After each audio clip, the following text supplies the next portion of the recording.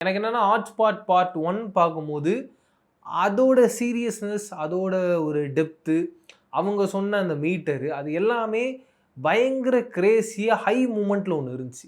அப்படிப்பட்ட ஒரு ஹை மூவ்மெண்ட்டா ஹாட்ஸ்பாட் பார்ட் 2ல ஒர்க் அவுட் ஆகல. அப்படின்னு ஒரு ஃபீல் எனக்கு இருந்தது. பட் ஆனா இது நல்லா தான் இருக்கு.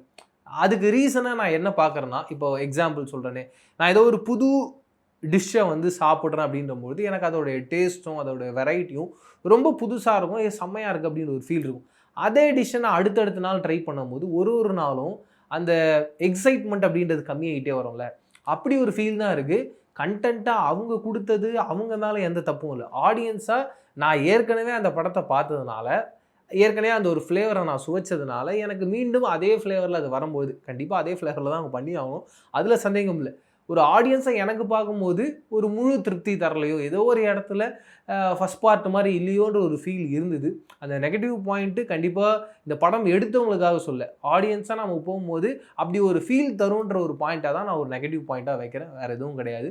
ரொம்ப திருப்திகரமான, ரொம்ப அற்புதமான ஒரு படமா தான் இந்த ஒரு ஹாட்ஸ்பாட் பார்ட் 2 அமைஞ்சிருக்கு.